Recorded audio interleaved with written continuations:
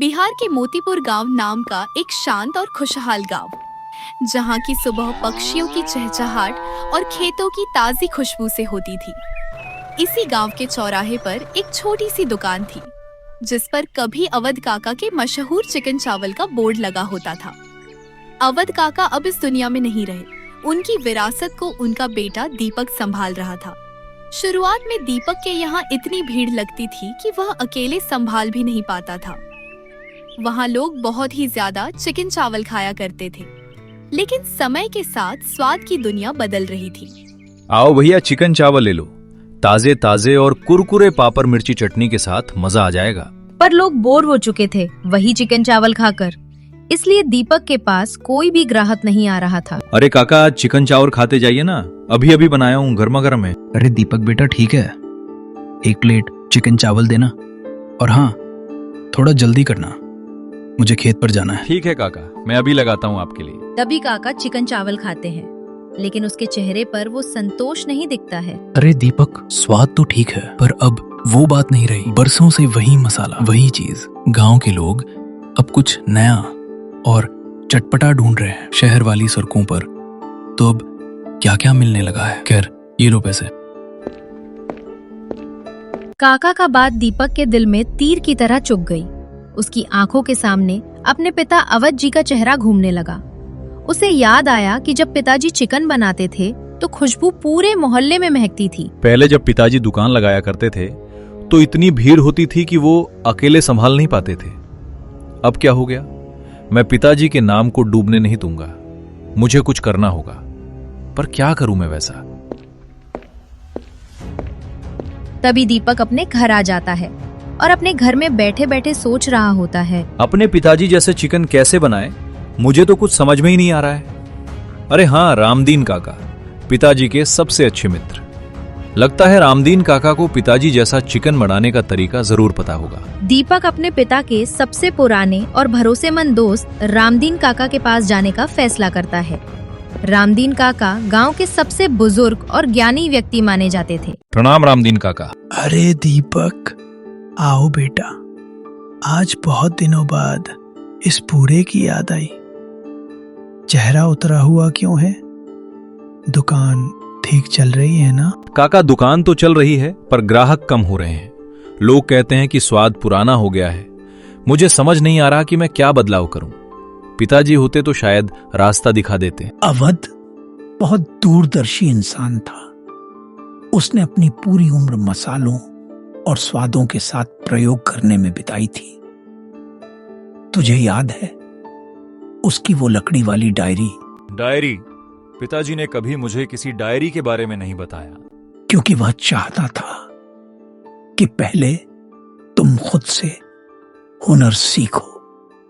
उसने मुझसे कहा था कि जब दीपक मुश्किल में हो तब उसे उस डायरी के बारे में बता देना। वो डायरी तुम्हारी घर के कोने की संदूक में नीचे दबी होगी। उसमें पुश्तैनी राज छिपा है। दीपक के अंदर एक नई उम्मीद जगी। धन्यवाद काका, मैं जल्दी जाता हूँ और उस डायरी को ढूंढता हूँ। दीपक दौड़ता हुआ घर गया और संदूक की तलाशी लेने लगा। पुरानी कपड़ों के नीचे उसे सचमुच एक धूल भरी डायरी मिली। जब उसने उसे खोला तो उसमें पिता के हाथ से लिखी हुई एक खास रेसिपी थी, चिकन चावल का। उसमें पूरी तरह से विधि लिखी हुई थी, जिसको दीपक धीरे धीरे पढ़ने लगता है। धनिया पाउडर को हल्का भूनकर ऊपर से छिड़कना है, जिससे एक सौंधी खुशबू आए। दीपक ने तय किया कि वो कल से यही नया अवतार लोगों के सामने लाएगा। अगले ही दिन सुबह होते ही उसने पूरी तैयारी कर ली थी। उसने बहुत अच्छे तरीके से अपना ठेला सजाया हुआ था। दीपक बड़े उत्साह के साथ तैयारी करता है। गांव का एक मशहूर किरदार लखनलाल वहां से गुजरता है। लखनलाल थोड़ा मोटा है और खाने पीने का बहुत शौकीन है। अरे ओ दीपक भाई, आज दुकान से बड़ी अजीब और लजीज खुशबू आ रही है। ये क्या नया पकवान चढ़ा दिया कढ़ाई में? मेरी सेहत का सत्यानाश करने का इरादा है क्या? आइए लखन भाई, आज आपको वो खिलाऊंगा जो आपने कभी नहीं चखा होगा। इसे पुश्तैनी चिकन चावल कहते हैं। लखनलाल ने बिना देरी करते हुए पुश्तैनी चिकन चावल खाने लगा। ओहो दीपक भाई, ये क्या बना दिया? स्वाद का धमाका है ये तो। ऐसा लग रहा है जैसे मानो जुबान पर उत्सव चल रहा हो। एक प्लेट और लगाओ और सेहत कल देख लेंगे। लखनलाल की बातें सुनकर दीपक बहुत खुश हो जाता है, क्योंकि उसने अपने पिताजी की रेसिपी को सही तरीके से बनाया था। देखते ही देखते लखनलाल की बातों से पूरे गांव में खबर फैल गई।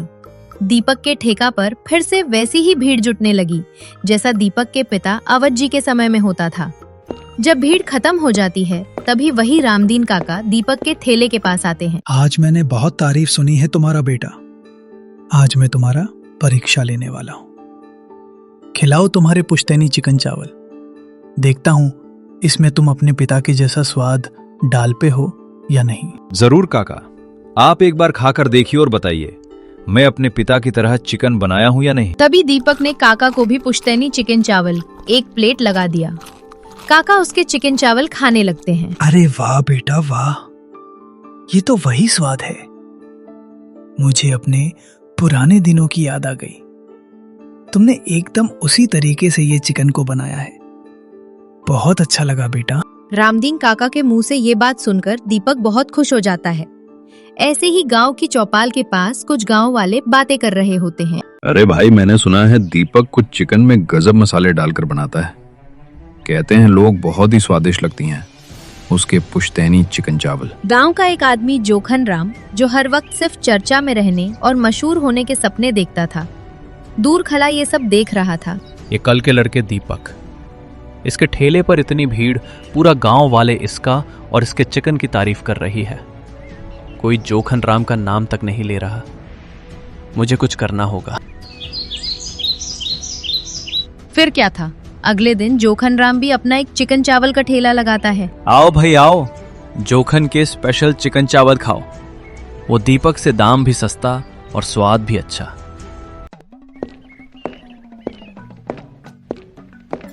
अरे वाह जोखन राम, तुम भी चिकन चावल बेचने लग गए।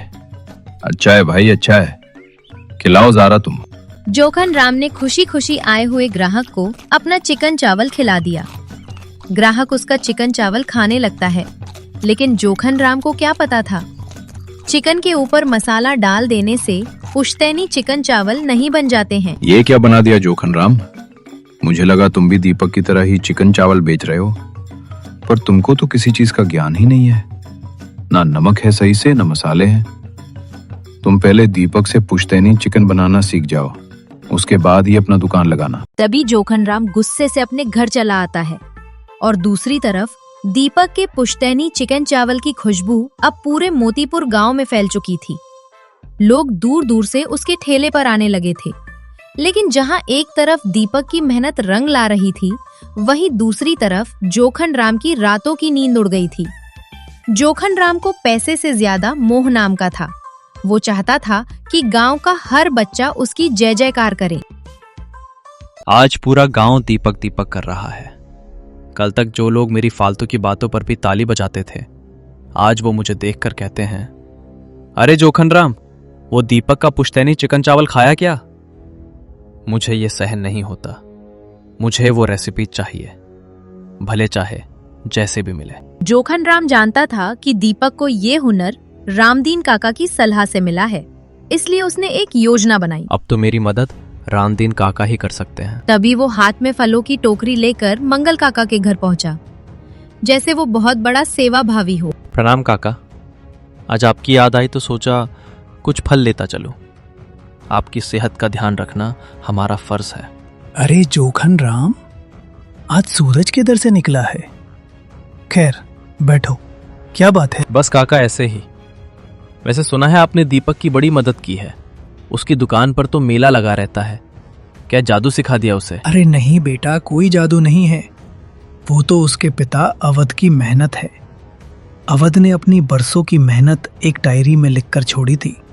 मैंने तो बस दीपक को उस डायरी का पता बताया था जो उसकी पुरानी संदूक में थी। अच्छा, तो पुरानी संदूक। वाह काका, आपने तो पुण्य का काम किया। अच्छा, अब मैं चलता हूं, कुछ काम याद आ गया।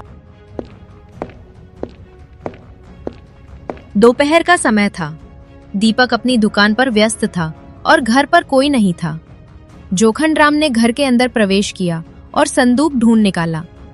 उसने जल्दी जल्दी डायरी की तस्वीरें अपने दिमाग में छाप ली और खास तौर पर पुश्तैनी चिकन चावल और धनिया पाउडर की रेसिपी याद कर ली। अगले ही दिन जोखन राम ने गांव के दूसरे कोने पर एक बहुत बड़ा और चमकदार जोखन राम पुश्तैनी चिकन चावल का ढाबा खोल लिया। आइए भाई और बहनों, असली स्वाद यहाँ है। पुश्तैनी चिकन चावल जो दीपक 100 रुपए प्लेट में देता है, जोखन राम आपको सिर्फ 50 रुपए में देगा। जी हाँ, सिर्फ 50 रुपए। आइए और पुश्तैनी चिकन चावल खाइए। तभी लखनलाल वहां से गुजरता है। अरे भाई, 50 रुपए में पुश्तैनी चिकन चावल। जोखन भाई, क्या आज आपने अपनी बुद्धि घास चरने भेज दी है? आधे दाम में चिकन। लखन भाई, मुझे पैसे की भूख नहीं है, मुझे बस लोगों की दुआएं और नाम चाहिए। आप चखिए तो सही। जोखन राम भी दीपक के स्टाइल में चिकन थोड़ा और उसके ऊपर धनिया पाउडर डाला और लखन जी को दे दिया। अरे वाह, स्वाद तो बिल्कुल वैसा ही है जैसा दीपक बनाता है, और इतना सस्ता भाई। अब तो मैं यहीं खाऊंगा। धीरे धीरे दीपक की दुकान खाली होने लगी। लोग सस्ते के चक्कर में जोखन राम के पास जाने लगे। दीपक परेशान हो गया, वो समझ नहीं पा रहा था ये जोखन राम वही स्वाद इतनी कम कीमत पर कैसे दे रहा है। कल तो इसने ठेला लगाया था, लोगों को उसके चिकन चावल पसंद नहीं आए। एक रात में ऐसा क्या हो गया जो लोग मेरा ठेला छोड़कर उसके चिकन खा रहे हैं। दिन बीतते गए, दीपक की दुकान बंद होने की कगार पर पहुंच गई। वो बहुत दुखी रहने लगा। उधर जोखन राम बहुत खुश था क्योंकि पूरा गांव अब उसी के पास आता था। हर जगह जोखन राम की उदारता के चर्चे थे। लेकिन जोखन राम को ये नहीं पता था कि किसी का घर उजाड़ कर मिली प्रसिद्धि ज्यादा दिन नहीं टिकती। एक शाम जोखन राम अपनी दुकान बंद करके घर लौट रहा था। उसने देखा कि दीपक मंदिर के बाहर बैठकर रो रहा था। हे भगवान, हमारे परिवार ने कभी किसी का बुरा नहीं चाहा। मेरा ठेला बंद होने के कगार पर है, अब घर का खर्च कैसे चलेगा। उस डायरी की बदौलत ही तो उम्मीद जगी थी, पर अब तो वो भी हार गया। ये बात सुनकर जोखन राम के दिल में एक तेज आग उठी। उसे याद आया कि कैसे दीपक के पिता अवध जी ने बचपन में उसे मुफ्त में चिकन चावल खिलाए थे। उसे एहसास हुआ कि नाम कमाने की भूख में उसने एक सच्चे इंसान का रोजगार छीन लिया है। अगली सुबह जोखन राम दीपक की दुकान पर पहुंचता है। जोखन भाई, आपके दुकान पे तो बहुत भीड़ होगा, तो आप यहाँ क्या कर रहे हैं? मुझे माफ कर दो, मैं एक बहुत बड़ा बेवकूफ हूँ। आप क्या कह रहे हैं जोखन भाई? सच तो ये है कि मुझे चिकन बेचने में कोई दिलचस्पी नहीं थी, मुझे बस फेमस होना था। मैंने रामदीन काका की बातों को सुनकर तुम्हारी डायरी से वो रेसिपी चुराई थी ताकि सब मेरी तारीफ करें, पर कल तुम्हें रोते देख मेरी आंखें खुल गईं। एक बात बोलूं जोखन भाई, नाम मेहनत से कमाया जाता है, दूसरों को गिराकर नहीं। जानता हूं दीपक, आज से मेरी दुकान बंद। मैं लोगों से कह दूंगा कि असली हुनर तुम्हारे पास है। अरे ओ जोखन राम, तुम ये जालसाजी कर रहे थे, पर तुम तो स्वाद के चोर निकले। छोड़िए लखन भाई, जोखन भाई को अपनी गलती का एहसास हो गया है, यही बड़ी बात है। उस दिन के बाद से मोतीपुर में फिर से खुशियां लौट आईं। दीपक की ठेला फिर से चल पड़ी और जोखन राम अब दीपक का पार्टनर बन गया। जोखन राम अब ग्राहकों का मनोरंजन करता और दीपक स्वाद पर ध्यान देता। दोस्तों, हमें इस कहानी से ये सीख मिली, हमें अपने नाम कमाने की वजह से दूसरे को ठेस नहीं पहुंचना चाहिए। मानना पड़ेगा दीपक और जोखन भाई, तुम दोनों ने तो यह पूरे मोतीपुर गांव का नाम रोशन कर दिया। लोग दूर दूर से ये तुम्हारे पुश्तैनी चिकन चावल खाने आ रहे हैं। तुम्हारा पुश्तैनी चिकन चावल का चर्चा पूरे बिहार भर में है।